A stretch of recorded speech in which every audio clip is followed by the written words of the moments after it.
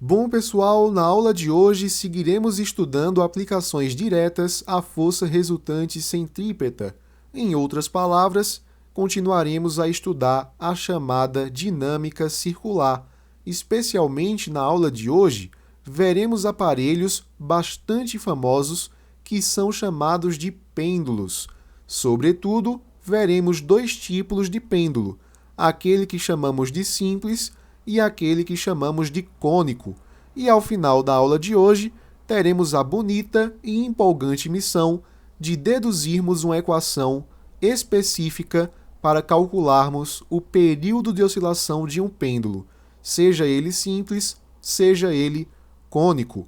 Quando nós falamos em pêndulo simples, estamos falando em um sistema que é composto por um corpo de massa mzinho e esse corpo ele é suspenso por um fio ideal.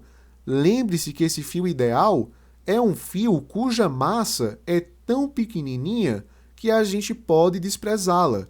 Além disso, um fio ideal deve ser inextensível, ou seja, não podemos esticá-lo para que nós não precisemos trabalhar com a força elástica.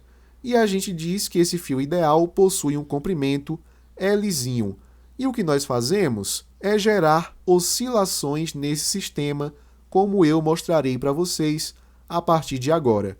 Então, realmente verificamos que temos aqui um corpo de massa mzinho, percebemos que ele está suspenso por um fio ideal de comprimento Lzinho, e nós verificamos que esse sistema é posto a girar em torno deste ponto laranja que estou chamando de ponto O.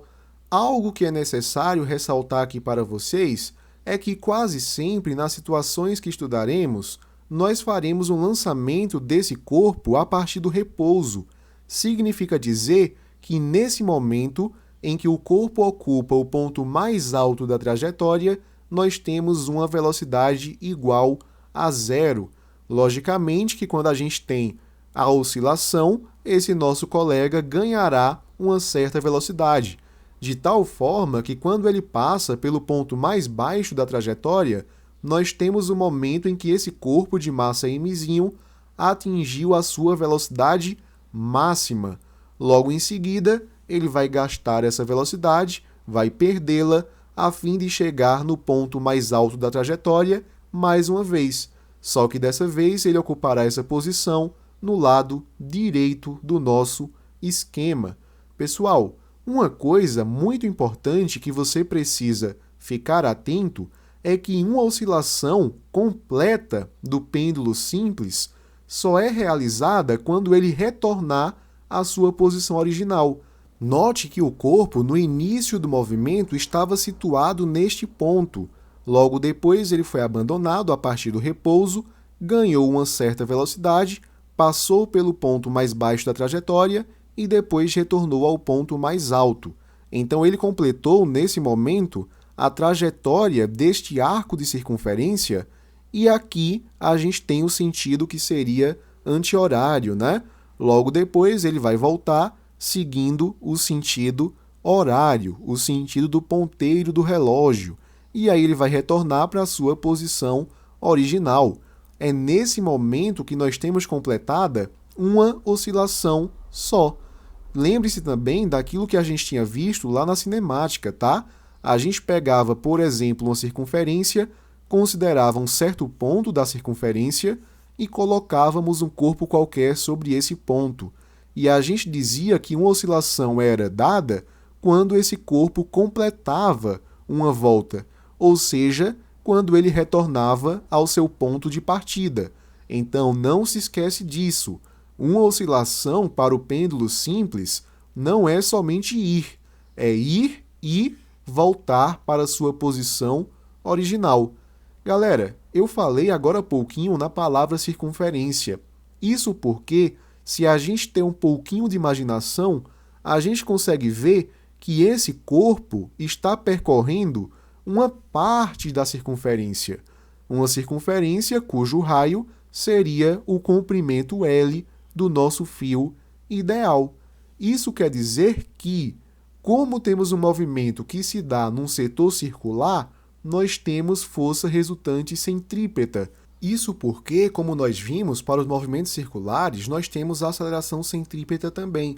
E de acordo com a segunda lei de Newton, se existe aceleração, nós temos força resultante. E é justamente nossa missão, a partir de agora, estudarmos as forças nesse tipo de movimento. Eu acho que é fácil a gente lembrar que esse carinha, por possuir certa massa e estar imerso ao campo gravitacional terrestre, possui uma força-peso, que o leva em direção ao centro da Terra. Então, em qualquer momento que nós analisamos, nós temos aqui a força-peso levando-o para baixo. Como a gente tem também a presença de um fio ideal, a gente tem força de tração. E nós aprendemos que a força de tração se dá ao longo do fio. Então, percebemos que aqui temos uma força de tração, temos aqui embaixo outra força de tração, aqui nós também temos outra força de tração, aqui temos outra, e adivinhe só, lá em cima também temos outra. Eu não sei se você percebeu, mas propositalmente eu pus as trações nas extremidades com um módulo um pouco menor que as trações que estão mais para o meio. Existe uma razão para isso e nós vamos estudar o porquê. Tranquilo? Então, nós aqui temos as forças representadas, as forças de tração e a força-peso também. O nosso próximo passo consiste em decompor essa força-peso tanto para que possamos comparar uma de suas componentes com essas forças de tração, tanto também para nós estudarmos o movimento na direção tangencial à trajetória, porque nós vimos que aqui nós tínhamos uma velocidade que valia zero, e aqui nesse ponto ele já possui uma outra velocidade. Quer dizer que nós tivemos aqui uma certa aceleração. Então, decompor a força-peso, nesse momento, vai fazer com que a gente consiga entender quais são as origens dessa aceleração tangencial. Tudo bem? Então, vamos em frente. Vamos pegar aqui, por exemplo, esse ponto daqui de laranja. Quando a gente decompõe a força-peso, a gente tem a decomposição nesta componente, que podemos chamar de PY, para que a gente mantenha a mesma nomenclatura que os problemas anteriores, e podemos incluir aqui também um certo PX, seguindo a mesma ideia de nomenclaturas. Se fizermos isso para todos os outros pontos da trajetória, teremos o seguinte esquema. Veja que o único ponto em que nós não precisamos fazer a decomposição da força-peso é justamente aqui no ponto mais baixo. Daqui a pouquinho a gente vai ver uma consequência disso para a aceleração do corpo. Pessoal, vamos analisar primeiramente o ponto mais alto da trajetória, tomando como base a parte esquerda do nosso esquema. A gente percebe que nós temos um ângulo que eu estou chamando de alfa, que é formado com a linha vertical do nosso desenho. Pessoal, é muito fácil a gente perceber que esse ângulo alfa aparece entre os vetores PY e peso, como eu coloquei aqui para vocês. Isso porque, assim como essa linha tracejada que eu coloquei aqui, o peso também está na vertical. E a gente viu que o ângulo formado alfa é justamente entre essa linha e o fio inclinado. Como o nosso PY segue a inclinação do fio, então esse ângulo só podia ser o próprio alfa. E uma coisinha que eu ensinei para vocês, desde as nossas aulas sobre plano inclinado, era como você podia relacionar PY e PX com o peso original, a partir desse ângulo alfa. Lá eu chamava de θ, mas aqui o raciocínio é o mesmo. Eu dizia para você que, quando o vetor toca no ângulo, quem toca, coça. Então, quer dizer que o nosso PY vai ser o peso original vezes o cosseno de alfa. Já o nosso PX não está tocando diretamente no ângulo. Quem não toca, não coça. Então, PX seria o peso vezes o seno de alfa. Mas se você não gostar dessa história de tocar e coçar, você pode utilizar a geometria básica a seu favor. Aqui a gente teria o nosso px fazendo a translocação desse vetor no espaço e teríamos aqui o seu px, beleza? Veja que o seno de alfa seria px sobre a hipotenusa, que seria o vetor do peso. Então, o seno seria igual a px sobre o peso. Se você isolar o px, ficaria peso vezes o seno, como aparece aqui. Já o cosseno de alfa seria o cateto adjacente, que seria esse py, sobre a hipotenusa, que é o peso.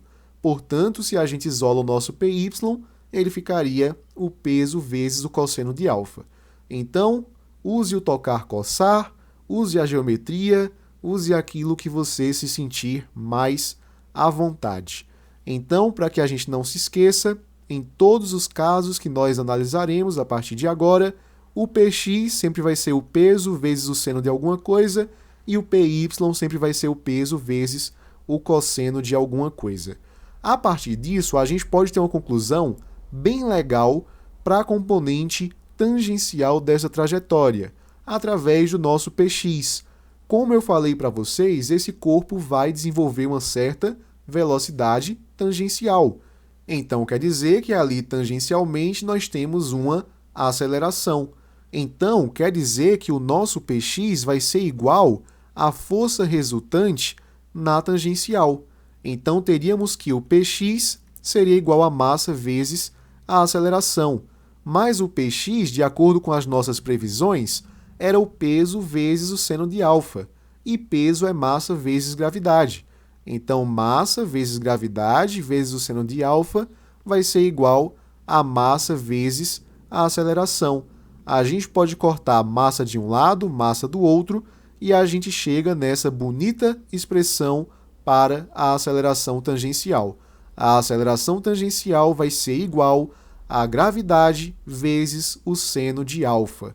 Então, na componente tangencial, é essa a conclusão que nós temos.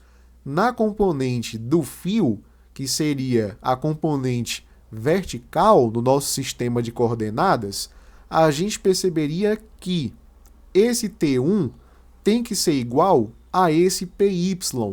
Pessoal, eles são iguais pelo simples motivo de que eu falei para vocês que aqui a velocidade era igual a zero.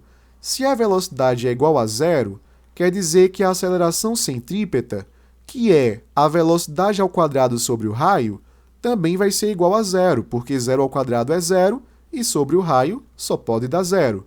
Se a aceleração centrípeta vale zero, quer dizer que a força resultante centrípeta, que é a massa vezes a aceleração centrípeta, também é igual a zero, porque a massa vezes zero, a gente tem zero nesse momento.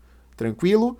Então, se a força resultante centrípeta é igual a zero, é porque a tração precisa se anular com a força peso. Então, T1 tem que ser igual à força peso naquela direção, né? Aliás, que seria o nosso PY. Só que T1, então, vai ser igual a PY, que é o peso vezes o cosseno de alfa. E temos aqui as nossas expressões para o movimento lá no primeiro ponto, né? No ponto mais alto da trajetória. A aceleração tangencial vai ser a gravidade vezes o seno de alfa e T1 vai ser igual ao peso vezes o cosseno de alfa. Pessoal, de acordo com o esquema que eu havia apresentado para vocês agora há pouco, o próximo ponto a ser visitado pelo nosso corpo de massa m seria esse ponto mais ou menos localizado aqui. Porém, por motivos didáticos, eu abordarei primeiro o que é que acontece com o corpo de massa m quando ele passa pelo ponto mais baixo da trajetória. Eu quero, por opção mesmo, deixar para analisar esse carinha, neste ponto, por último, porque eu acredito que teremos conclusões mais valiosas. Portanto, para o ponto mais baixo, como nós havíamos visto, nós temos na vertical a força de tração número 3 e temos a força peso. Muito cuidado nesse momento, não faça T3 ser igual à força peso. Isso porque, como eu havia discutido com vocês, nós temos aqui uma aceleração que leva esse sistema para o centro da trajetória. Se a gente tem aceleração centrípeta, temos uma força resultante centrípeta para cima nesse momento, e isso quer dizer que T3 é maior que o peso. O vetor que o leva para cima é maior que o vetor que o leva para baixo. Isso quer dizer que T3 menos o peso, porque são vetores com sentidos opostos, tem que ser igual a massa vezes a aceleração centrípeta, que, como a gente sabe, é a velocidade tangencial ao quadrado dividida pelo raio. Uma coisa que cabe destacar aqui é que a gente pode isolar essa força de tração. Então, ficaríamos com o peso mais a massa vezes a velocidade ao quadrado dividida pelo raio. Você poderia também substituir esse peso por massa vezes a gravidade, caso você queira. Pessoal, muito interessante dessa análise é que dessa vez nós não temos um px tangenciando a trajetória. Quer dizer que não temos força, neste momento, aqui na componente tangencial. Isso quer dizer que a aceleração tangencial, nesse momento, vale zero. Sem força resultante, na tangencial, não temos aceleração resultante também. Então, nesse momento, no ponto mais baixo da trajetória, a aceleração tangencial vale zero, beleza? Então, está aqui anotado para vocês não se esquecerem. A expressão que a gente obteve a partir da análise vetorial na vertical, e percebemos aqui que na tangencial a aceleração nesse momento era nula, justamente no momento em que tínhamos a velocidade máxima para esse nosso colega, né? Agora sim, podemos analisar para um ponto qualquer, que não seja o ponto mais alto, que não seja o ponto mais baixo da trajetória.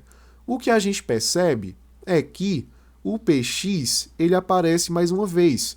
Então, quer dizer que na tangencial, a gente teria que esse px se comporta como a força resultante tangencial. Então, ficaríamos com massa vezes gravidade. Aqui a gente sabe que é o seno, né? Dessa vez, o seno de beta. Então, seno de beta igual à força resultante tangencial, que vai ser a massa vezes a aceleração tangencial. Podemos eliminar a massa em ambos os lados da equação e temos que a aceleração tangencial será dada pelo produto da gravidade com o seno de beta. Muito bacana. Quando a gente analisa agora para o fio, em que a gente teria a força resultante centrípeta, a gente percebe mais uma vez que a tração 2 tem que ser maior que o PY. Isso porque a aceleração centrípeta está para cá. Então, a força resultante centrípeta também segue essa mesma direção e esse mesmo sentido. Então, aqui teríamos que T2 menos PY seria igual a massa vezes a aceleração centrípeta, que quase sempre a gente representa por V² sobre R. Então, a gente pode fazer o seguinte, podemos isolar T2, que ficaria igual a massa vezes a gravidade, vezes o cosseno de beta, né? Já que esse seria o nosso PY, não é isso?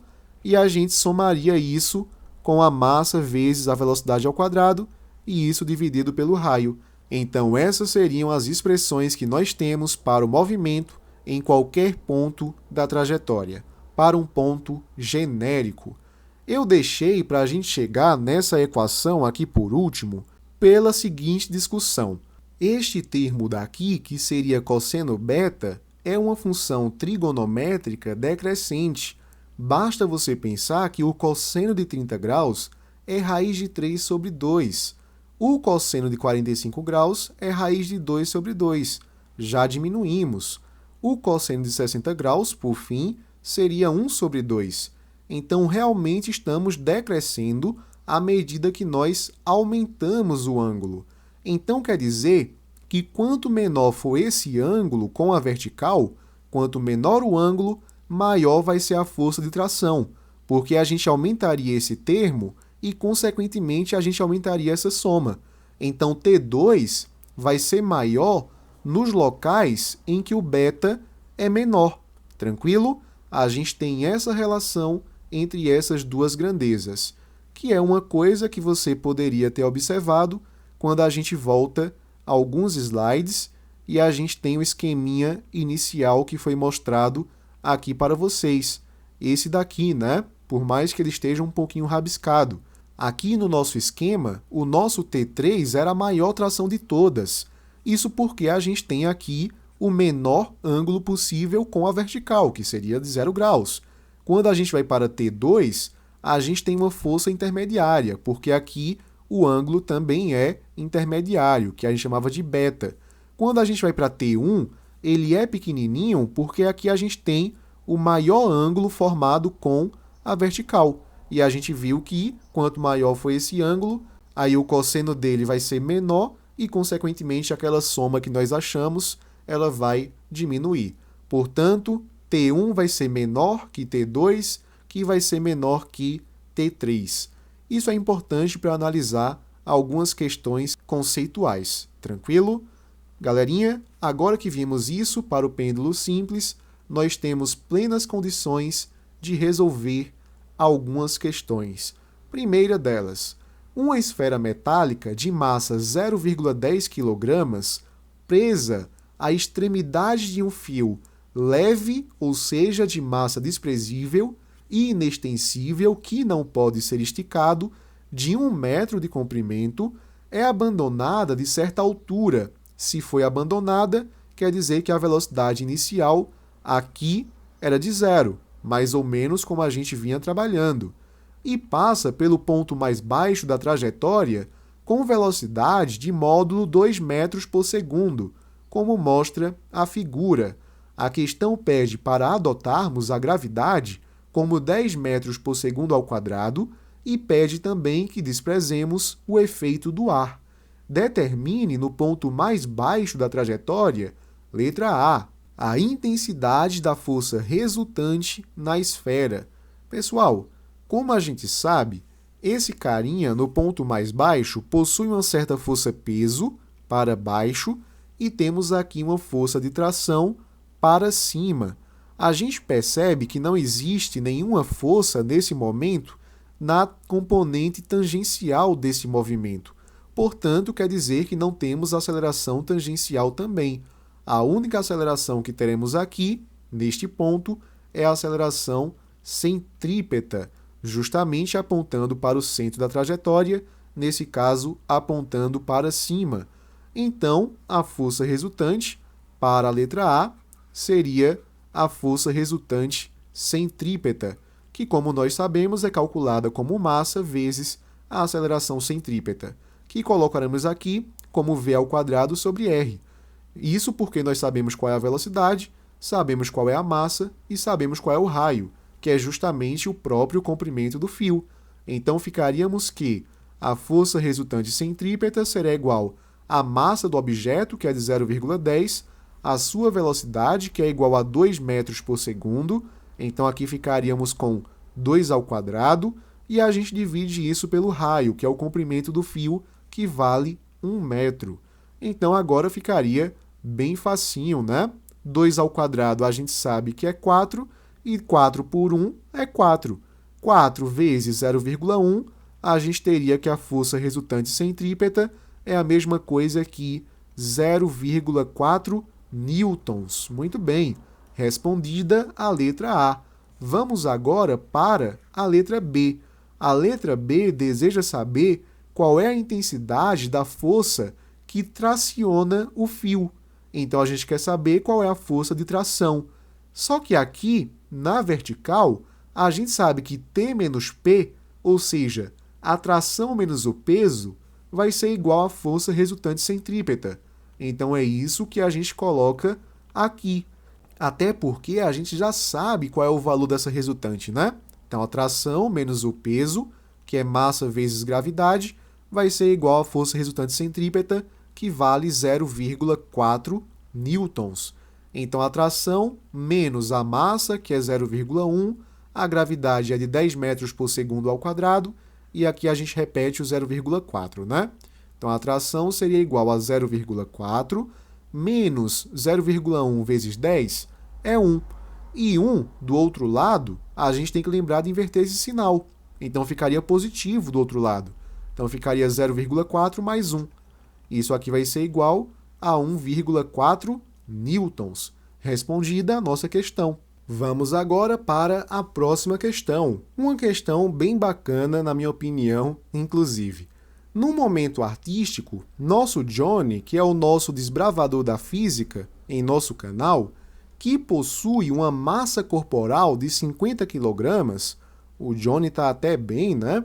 Decide interpretar um famoso vídeo musical de uma cantora country estadunidense. Para tanto, adquire uma bola de demolição cenográfica de massa 450 kg. Imagine se não fosse cenográfica. E a instala em seu quarto, suspendendo-a por um fio ideal de 2 metros de comprimento, sabendo-se que a velocidade do conjunto é de 4 metros por segundo, quando o ângulo formado entre o fio e o eixo vertical é de 60 graus, calcule, nesse momento, a força de tração no fio. Vamos em frente. Nós sabemos que temos aqui, para esse conjunto, uma certa força que chamamos de força-peso. Eu vou colocar aqui a letrinha P lá embaixo para não atrapalhar nossa futura decomposição.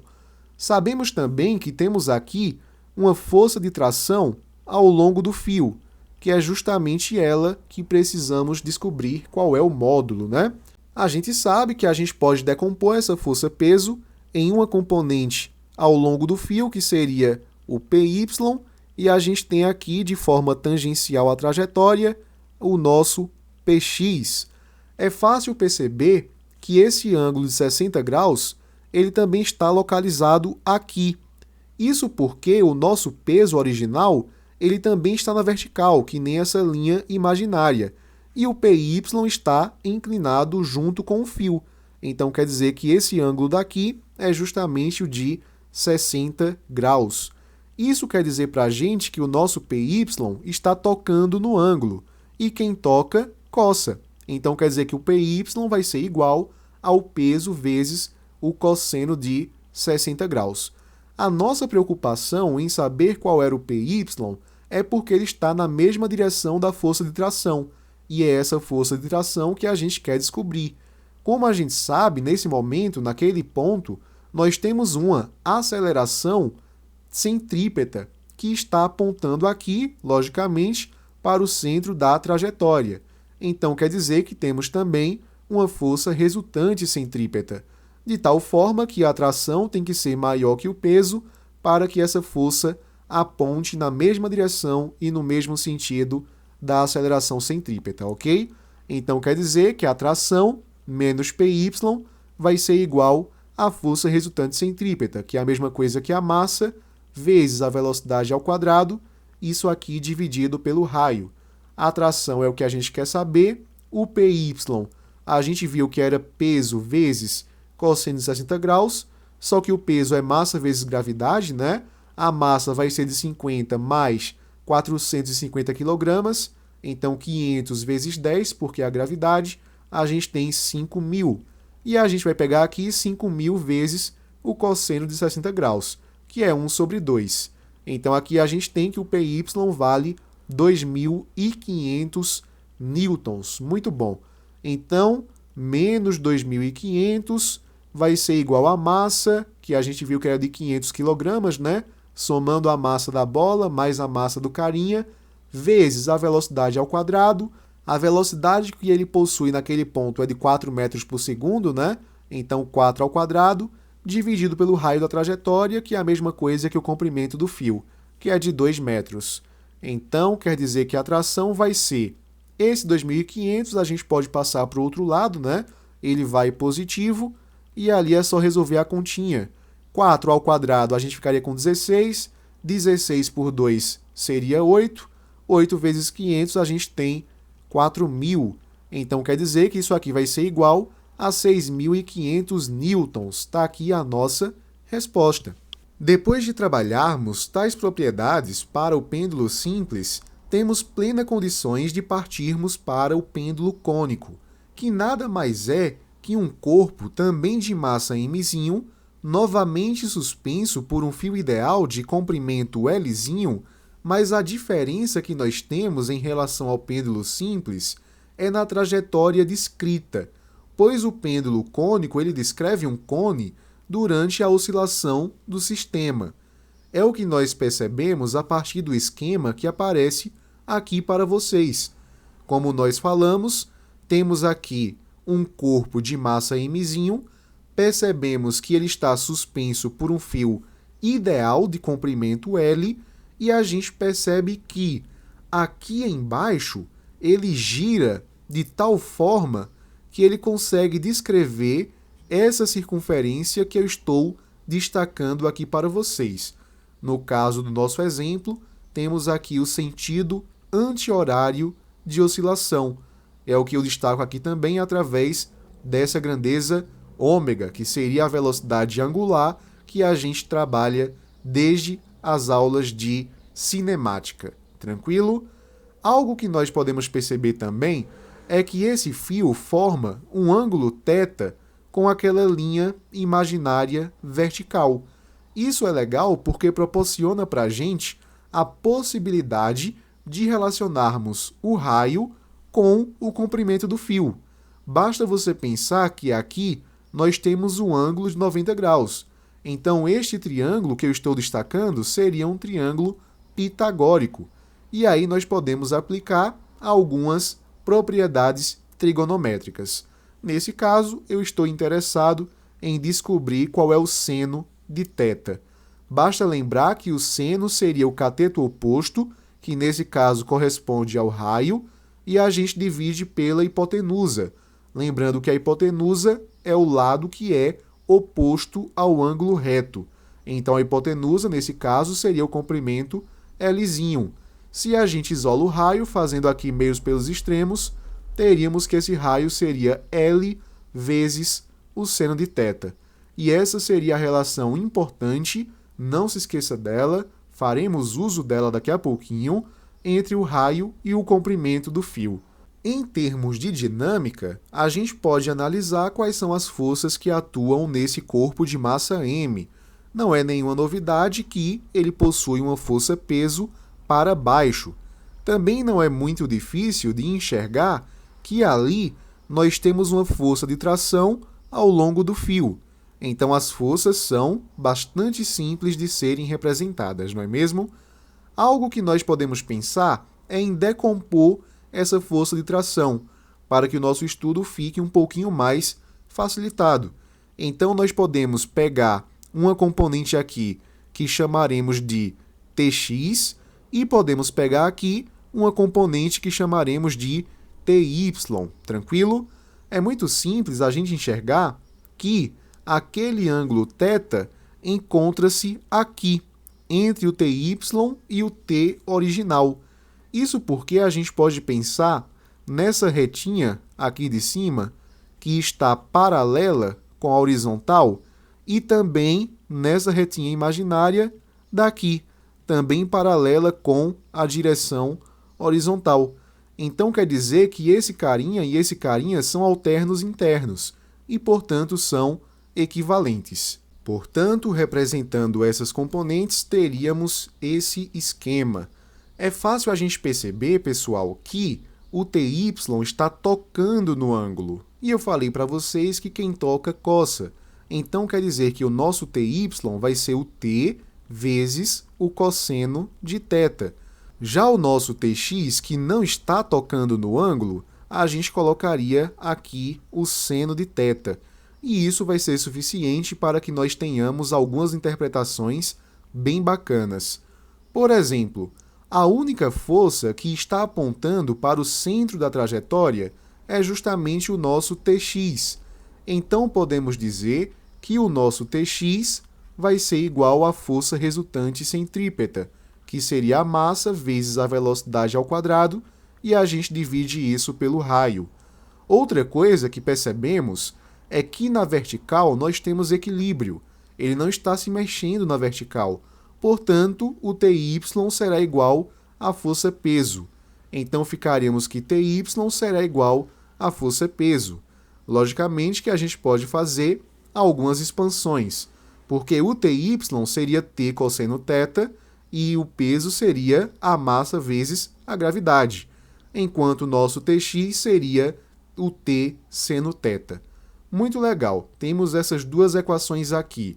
Nós podemos manipulá-la um pouquinho para que possamos encontrar uma relação bastante interessante.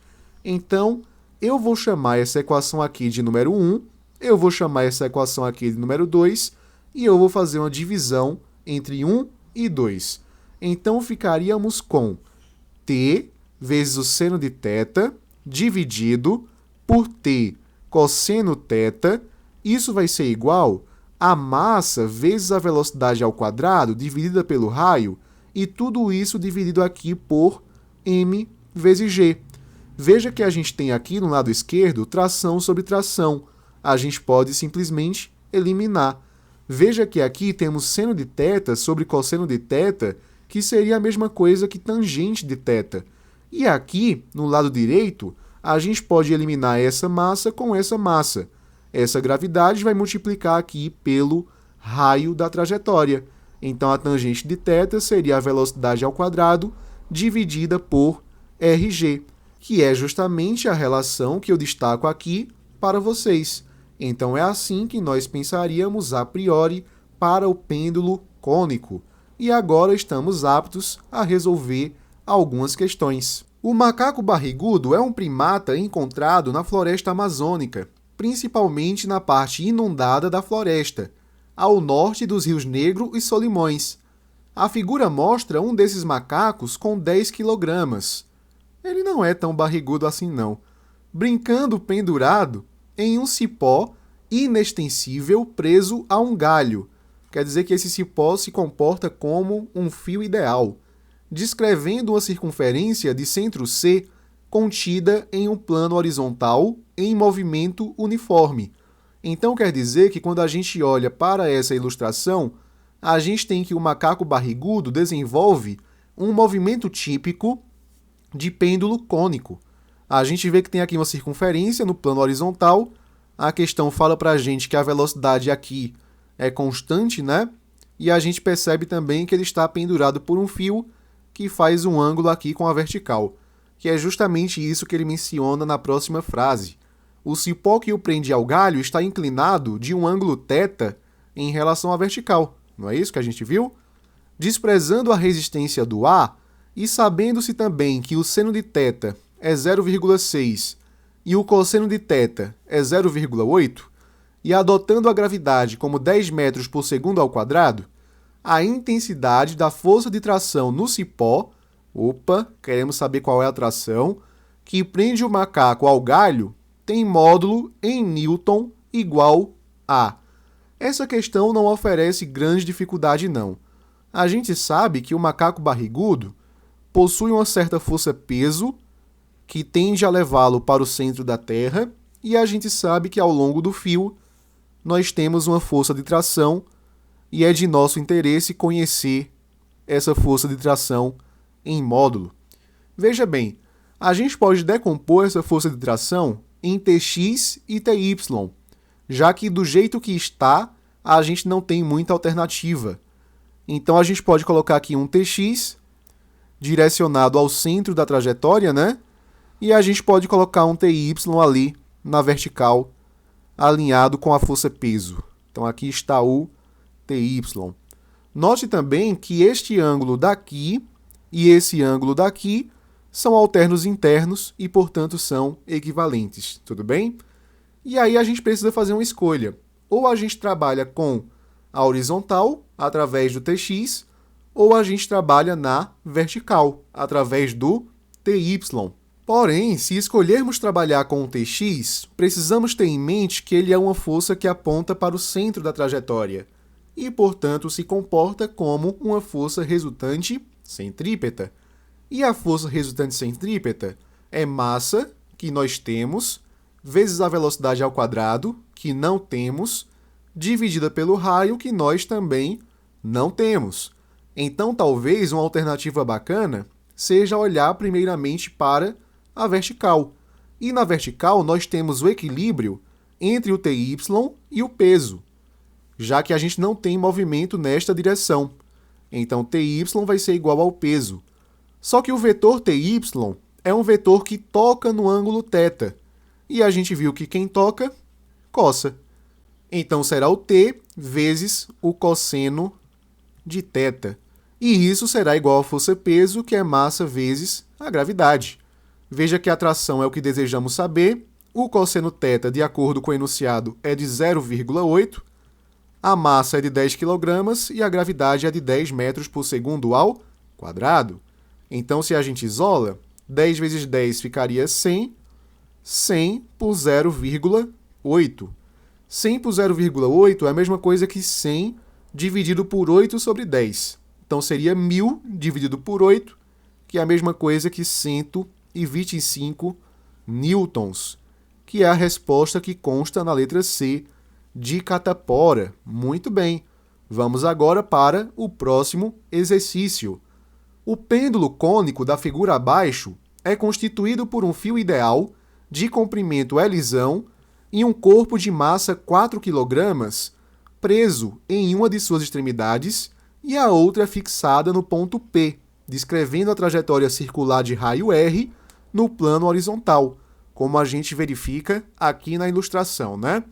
Considere que a gravidade seja de 10 metros por segundo ao quadrado, que o seno de θ, mais uma vez, seja de 0,6 e que o cosseno de θ seja 0,8.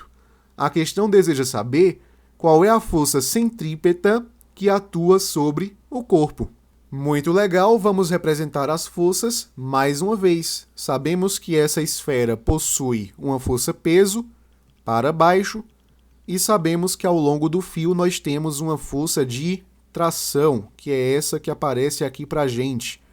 Sabemos também que podemos e devemos decompor essa força de tração, então teríamos aqui um TY e teríamos ali um TX apontando para o centro desta trajetória. Está aqui o TX, cobri ali o raio, mas não tem problema.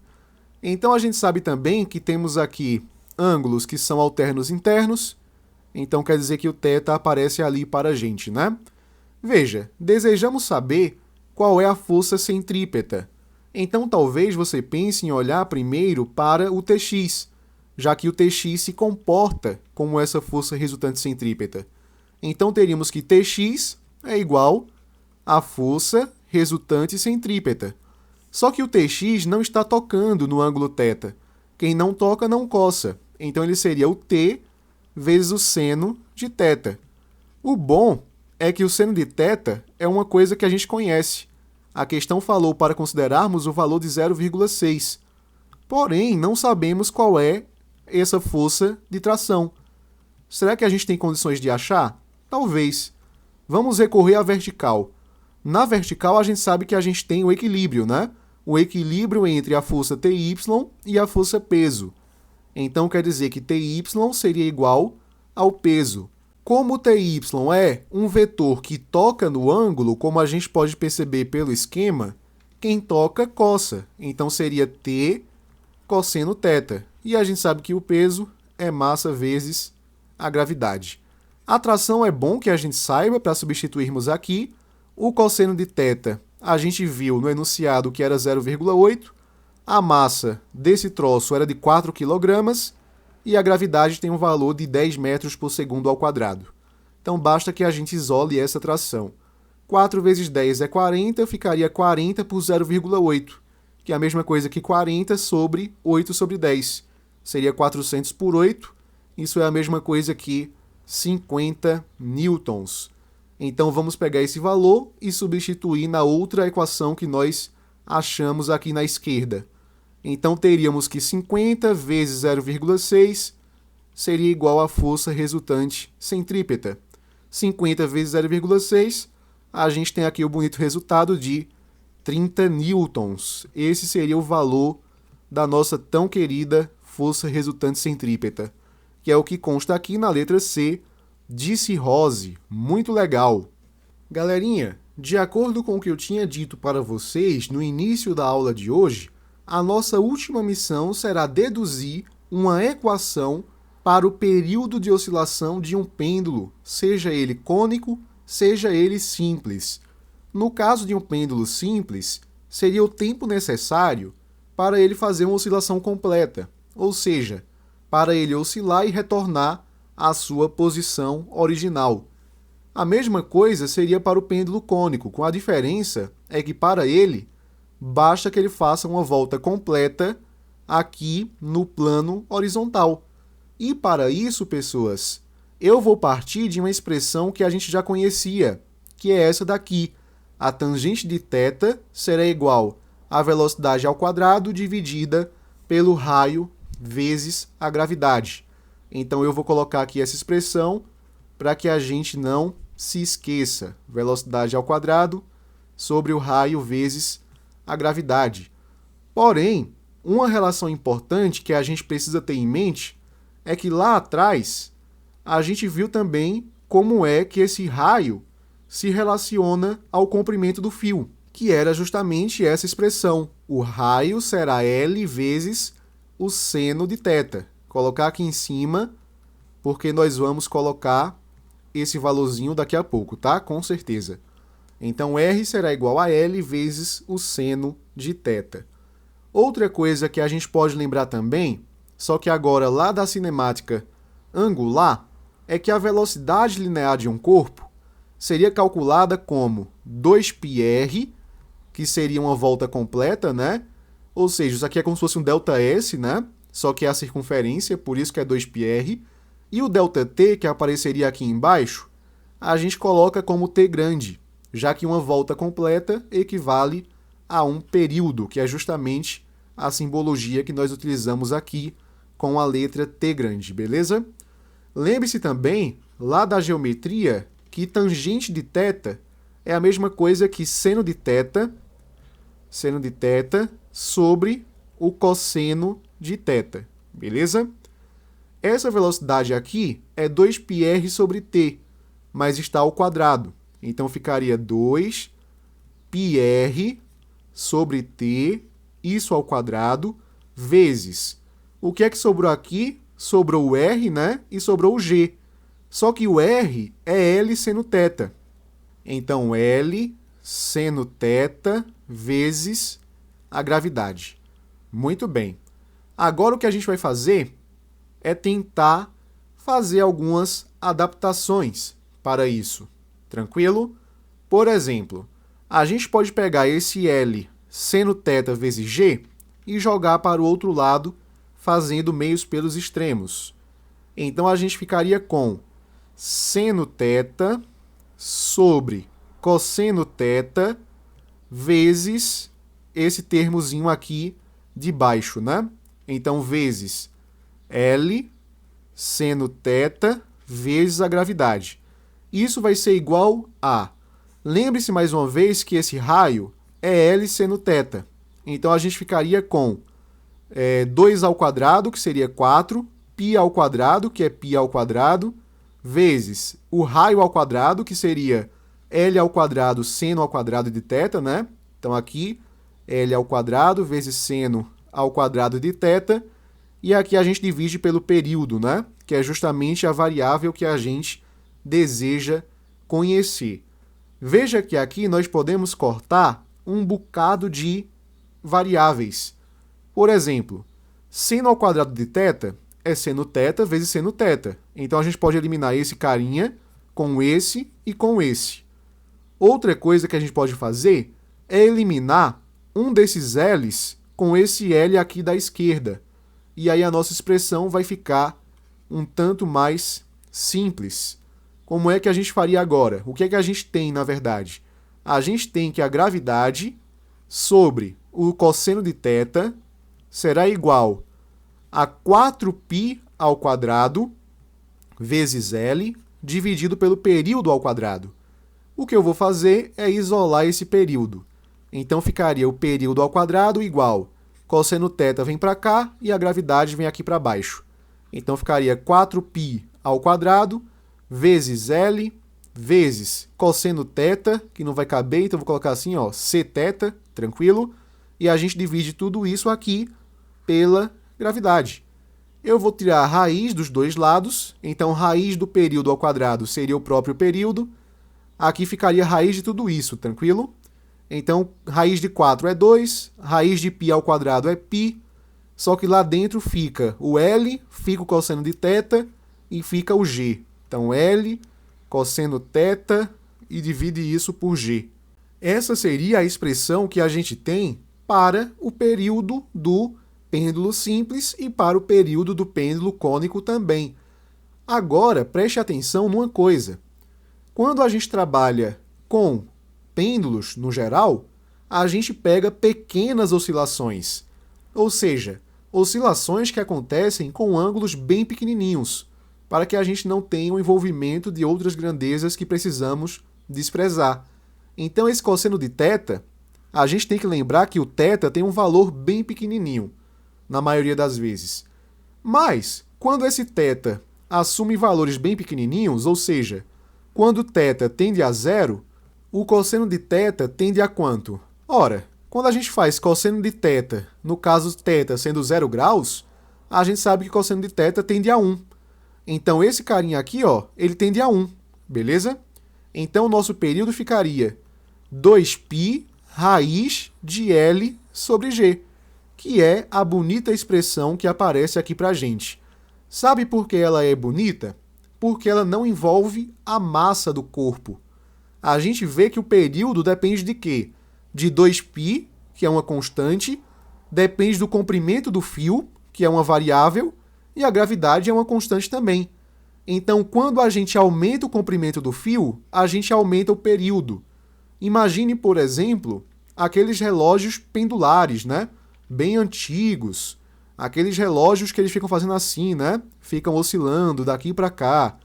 Então, quer dizer que quanto maior for esse comprimento aqui, maior vai ser o período. E aí, as pessoas que faziam esse relógio precisavam colocar um comprimento adequado, para que ele pudesse oscilar de maneira a marcar o tempo corretamente, né? Isso aqui é interessantíssimo. Então, não interessa se você coloca, por exemplo, uma massa de 5 kg aqui, uma massa de 10 kg, uma massa de 100 kg. Não importa a massa na questão do período de oscilação. O que importa somente são essas variáveis que aparecem aqui, sendo que normalmente a gente pode mexer somente no comprimento. Quanto maior o comprimento do fio, maior o período. Quanto menor o comprimento, menor o período. São grandezas diretamente proporcionais. Vamos fazer aqui duas questões que envolvem justamente essa expressão para o período, que é tão importante tanto para a dinâmica quanto para o estudo de oscilações.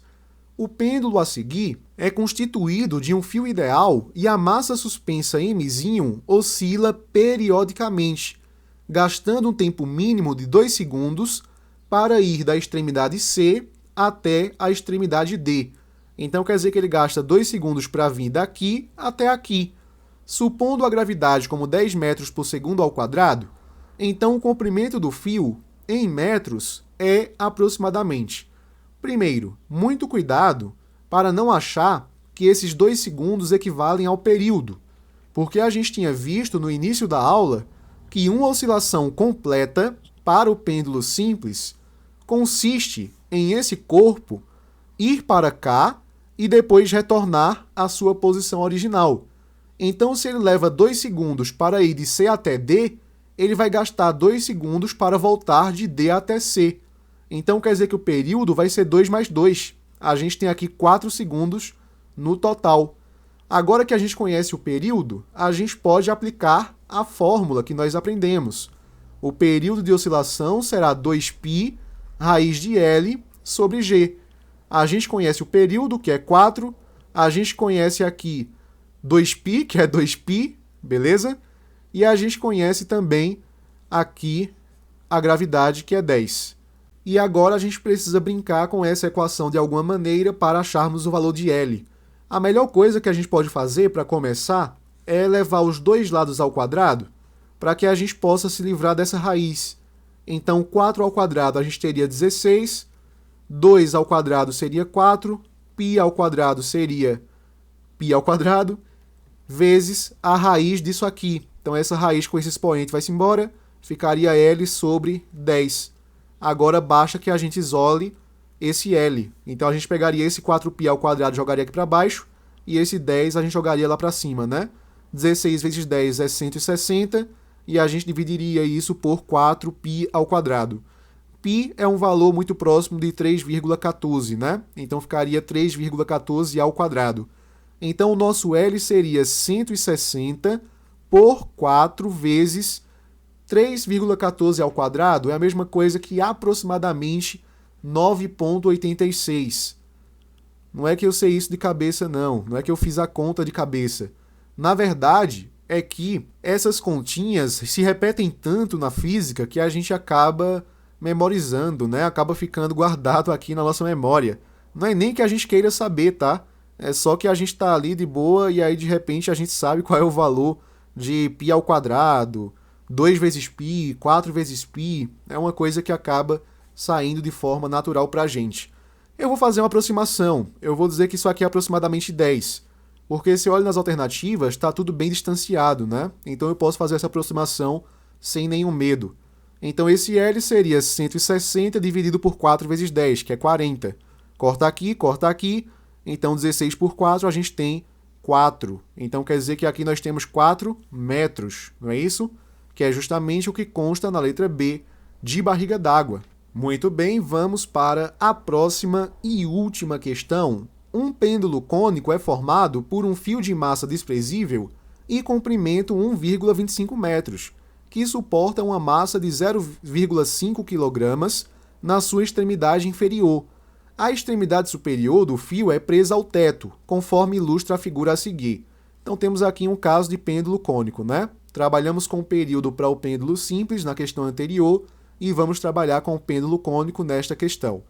Quando o pêndulo oscila, a massa M executa um movimento circular uniforme no plano horizontal, e o ângulo que o fio forma com a vertical é de 60 graus. Muito cuidado, porque 60 graus não é exatamente um ângulo pequeno de oscilação. Então quer dizer que na nossa expressão, a gente vai precisar considerar o cosseno de 60 graus, tá? Lembra que era L sobre G vezes o cosseno de 60 graus. A gente vai precisar usar essa expressão agora. A minha decisão em utilizar o cosseno de 60 graus é porque esse ângulo não está aqui por acaso. Então eu vou precisar considerá-lo lá na nossa oscilação. Um ângulo pequenininho seria 1 grau, 2 graus, 5 graus, dependendo da questão. Tem questão que diz para você, despreze o ângulo, ele é muito pequenininho. Mas nesse caso, 60 graus é um ângulo considerável, né? Letra A. Qual é a tensão no fio? Então, primeiro quero saber qual é a força de tração, beleza? Muito bem. Veja, a gente pode representar as forças que atuam nesse carinha. A gente sabe que temos aqui uma força-peso, a gente sabe também que a gente tem uma força de tração e que a gente pode decompor essa força de tração sem nenhum problema. Então aqui a gente tem um Tx que aponta para o centro da trajetória e a gente tem um Ty que aponta aqui para cima, alinhado na direção do peso. A gente sabe que aqui temos ângulos que são alternos internos, então o ângulo θ aparece aqui para a gente, né? Veja que se a gente olhar para a horizontal, Tx seria igual à força resultante centrípeta. Então Tx seria igual a mv ao quadrado sobre r. Eu não conheço qual é o raio, eu não conheço qual é a velocidade. Então eu vou olhar para a vertical primeiramente, tá? Então aqui na letra A, eu vou olhar primeiro para a vertical. Lá na vertical a gente tem um equilíbrio de forças, porque não temos movimento ali, a gente tem um equilíbrio. Então quer dizer que ficaríamos com Ty igual ao peso. O nosso Ty será o T vezes o cosseno de 60 graus, né? Isso porque a gente sabe que o Ty está tocando no ângulo. E quem toca, coça. Por isso que é o cosseno. Isso é igual ao peso, que é massa vezes a gravidade. Então a tração é o que a gente quer saber. Cosseno de 60 é 1 sobre 2, que é 0,5. A massa desse objeto, eu já me esqueci, mas ali tem que é de meio quilograma.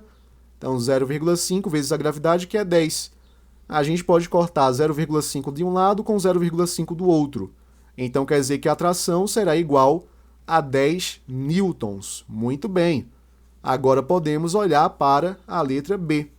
A letra B diz o seguinte aqui para a gente. qual é a velocidade angular da massa. Quero saber quem é ômega, tranquilo?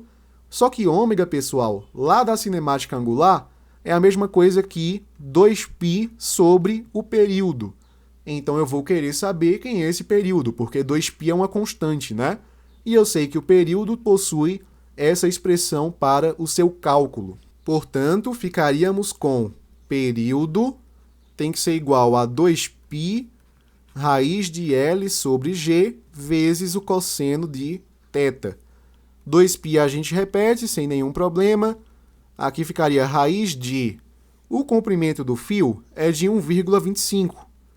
1,25. A gravidade é 10 e o cosseno de θ, né, seria cosseno de 60 graus, é a mesma coisa que meio, né? 0,5. Legal. Então a gente ficaria que a tração seria 2π vezes a raiz de 1,25 vezes 0,25 é a mesma coisa que 0,625. Então, 0,625. Isso dividido por 10, né? Então, veja como é que a gente ficaria. Ficaria 2π vezes a raiz de 0,625 por 10 é 0,0625, não é isso? Então, 0,0625. Então, esse período seria igual a 2π vezes a raiz de 1, 2, 3, 4. Então, 625 vezes 10 a menos 4. Veja que a gente repete aqui 2π. A raiz de 625 é a mesma coisa que o próprio 25. Então, teríamos que 25 vezes 10 a menos 4. A raiz de 10 a menos 4 é só a gente pegar esse menos 4 e dividir aqui por 2. Então, ficaria 10 a menos 2. É isso que a gente coloca aqui sem nenhum problema. 2 vezes 25 é 50. 50 vezes 10 a menos 2, ou seja, dividido por 100, é 0,5.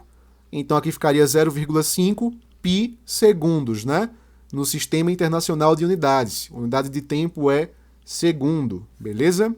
E agora a gente só vai substituir na expressão aqui da velocidade angular, que é 2π sobre 0,5 π, né?